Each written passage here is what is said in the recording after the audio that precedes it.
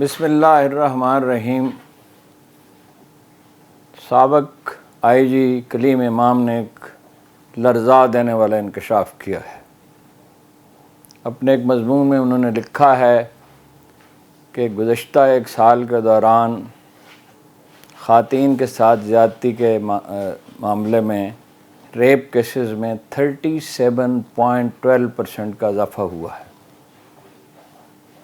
یہ ایسا ہولناک انکشاف ہے کہ جس پر معاشرے کو چونک اٹھنا چاہیے تھا، لیکن یہ ایک انگریزی اخبار میں چھپ کر دفن ہو گیا ہے اور غالباً کوئی اس کا نوٹس نہیں لیگا۔ کچھ 1400 برس ہوتے ہیں جناب خالد بن ولید نے ایران کا ایک شہر فتح کیا اور شہر کے باشندوں نے پیغام بھیجا کہ وہ صلح کے مذاکرات چاہتے ہیں۔ فتح بھی نہیں ہوا تھا، یعنی وہ سرنڈر کرنا چاہتے تھے۔ تو ایک ایسا آدمی ان سے ملاقات کے لیے بھیجا گیا جس کی عمر 200 برس تھی، جس نے نوشیروان عدل کا زمانہ دیکھا تھا۔ وہ گفتگو اتفاق سے محفوظ ہے پورا جناب خالد بن ولید اور ان کے درمیان، اس بوڑھے آدمی کے درمیان۔ پہلے تو وہ کچھ فلسفیانہ سی گفتگو کرتا رہا، جیسے 200 برس کے ایک بوڑھے آدمی سے توقع رکھی جا سکتی ہے، اور جناب خالد بن ولید یہ سمجھے کہ ایک محمل بات کر رہا ہے، لیکن پھر رفتہ رفتہ اس کی علامتیں ان کی سمجھ میں آنے لگی۔ تو پھر انہوں نے اس سے سوال کیا کہ اپنی 200 سالہ زندگی میں تم نے سب سے زیادہ عجیب چیز کیا دیکھی ہے؟ تو اس نے کہا کہ نوشیروان عدل کے زمانے میں کوئی خاتون ایک شہر سے دوسرے شہر تک تنہا سفر کرتی تھی اور کوئی اسے اندیشہ نہیں ہوتا تھا۔ اس پہ جناب رسالت مآب صلی اللہ علیہ وسلم کا قول مبارک ہمیں یاد آتا ہے۔ غالباً ہیرا وہ شہر تھا جس کا انہوں نے ذکر کیا، تو مجھے ٹھیک سے یاد نہیں ہے، کہ فلاں شہر سے فلاں شہر تک ایک خاتون زیوروں سے لدی پھندی ایک خاتون تنہا سفر کرے گی اور اللہ کے سوا اسے کسی کا ڈر نہیں ہوگا۔ پاکستانی معاشرہ جس سیاسی عدم استحکام اور جتھہ داری کا شکار ہے، اس میں اور تو بہت سے علمی رونما ہو رہے ہیں، لیکن یہ اندازہ نہیں تھا کہ جرم اس قدر بڑھ چکا ہے۔ اور جرم کیوں نہ بڑھے؟ پولیس کس کام میں مصروف ہے؟ پولیس پہلے بھی اس کی جو حالت تھی وہ معلوم ہی تھی، لیکن جب انہیں لائسنس دے دیا گیا ہے کہ وہ جہاں چاہیں جس گھر پہ چاہیں چڑھ دوڑیں، اور کسی کو اس کی پرواہ نہیں ہے کہ وہ خاتون کے ساتھ کیا سلوک کرتے ہیں۔ سیالکوٹ میں پی ٹی آئی کے ایک لیڈر کی 70 سالہ والدہ کو دھمکی دی گئی، اور بہت سے افسوسناک واقعات ہوئے۔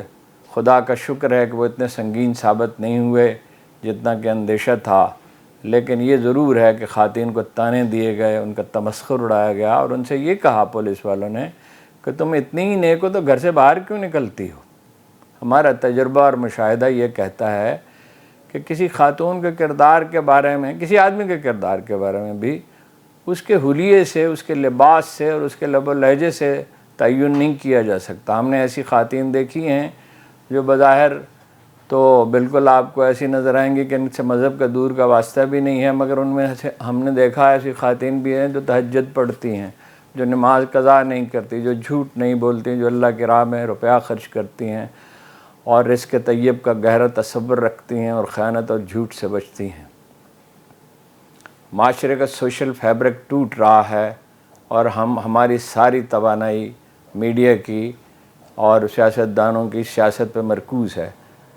سیاست معاشرے کی اخلاقی اور علمی حالت کی ہی مظہر ہوتی ہے۔ ایک معاشرہ اگر اخلاقی طور پہ پست ہو چکا ہے اور اس میں خرابیاں راپ آ گئی ہیں، تو اس کی سیاست کبھی ٹھیک نہیں ہو سکتی۔ وہ جو کہا جاتا ہے کہ تمہارے اعمال ہی تمہارے حاکم ہیں۔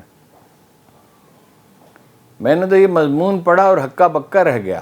انہوں نے کچھ تاریخی حوالے دیے ہیں اور یہ کہا ہے کہ کلیم امام صاحب نے، اور کلیم امام ایک ٹروتھفل آدمی ہیں، ایک محتاط آدمی ہیں، ان چند پولیس افسروں میں سے ایک ہیں جنہوں نے پی ایچ ڈی کیا ہے، کہ قدیم جنگوں میں عورتیں نشانہ بنتی تھیں، لیکن سچ پوچھئے تو آج بھی نشانہ بن رہی ہیں۔ اور میڈیا سمیت ہم سب کو اس کی کوئی پرواہ نہیں، بلکہ میڈیا کے بعض پروگرام تو مزاحیہ پروگرام ایسے ہیں جو سوشل فیبرک کی تباہی کا باعث بن رہے ہیں۔ فلمیں ہیں اور موبائل ہیں اور لیپ ٹاپ ہیں جو اس خرابی کو فروغ دے رہے ہیں، لیکن کس کو پرواہ ہے کہ سوچے؟ کیا یہ ممکن نہیں ہے کہ ہم اپنا ایک نظام وضع کریں جس میں گندے اور غلیظ پروگراموں کو روک دیا جائے؟ جناب شہباز شریف سے ایک بار میں نے کہا تھا میں آپ کو لیڈر مان لوں گا اگر آپ لاہور کی ٹریفک ٹھیک کر دیں، اور یہ جو غلیظ ڈرامے ہوتے ہیں جس میں ماں بہن اور بیٹی کے رشتے کا مذاق اڑایا جاتا ہے، مذاق کیا اڑایا جاتا ہے، تحقیر اور تذلیل کی جاتی ہے، اسی کو روک دیں۔ لیکن یہ تو اگر آپ کو پرواہ ہو تو تب ہے نا۔ پولیس کی حالت یہ ہے، عدالتی نظام ایسا ہے کہ دنیا کے 160 ملکوں میں غالباً 140ویں نمبر پر ہے۔ ہمیں اس کی پرواہ کیوں نہیں ہے؟ سیالکوٹ کا واقعہ ابھی کل کا ہے، ایک خاتون کی گاڑی کا پٹرول راستے میں ختم ہو گیا اور وہ 1000 روپے کا نوٹ سامنے رکھی کسی فرشتے کا انتظار کرتی رہی کہ کوئی آئے اور وہ اس کی مدد کرے، اسے پیسے دے، وہ چند لیٹر پٹرول اسے لا دے۔ اس وقت غالباً 150-200 روپے پٹرول کی قیمت تھی۔ فرشتہ تو کوئی نہ آیا، لوگ اس کے پاس خاموشی سے گزرتے رہے مگر درندے نمودار ہوئے۔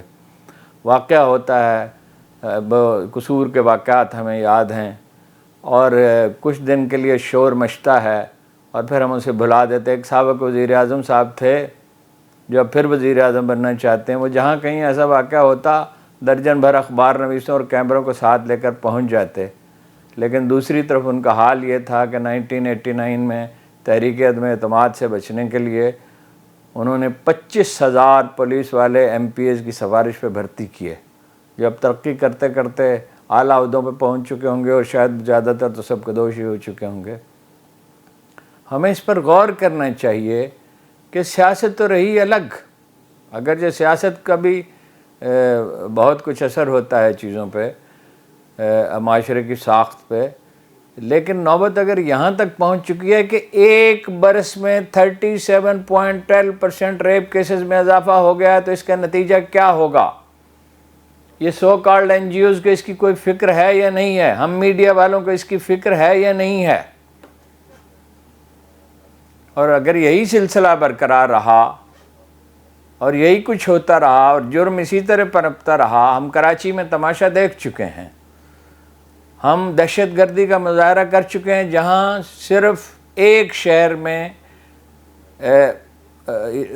تحریک طالبان پاکستان نے دارالعروسہ نام کا ایک ادارہ قائم کیا تھا اور 200 بچیوں کی جبراً شادیاں کر دی تھیں۔ میں نے تو کل سے جب سے یہ خبر پڑھی ہے تو میں حیرت زدہ ہوں اور خوف زدہ بھی ہوں کہ یہ معاشرہ کس طرف جا رہا ہے۔ کیا ہم نائجیریا بننے جا رہے ہیں جہاں اہل ثروت جو ہیں وہ قافلوں کی صورت میں سفر کرتے ہیں اور عام آدمی کی زندگی غیر محفوظ ہے؟ آج کے دن تو بس یہی عرض کرنا تھا، کل انشاءاللہ سیاست پہ بات کریں گے۔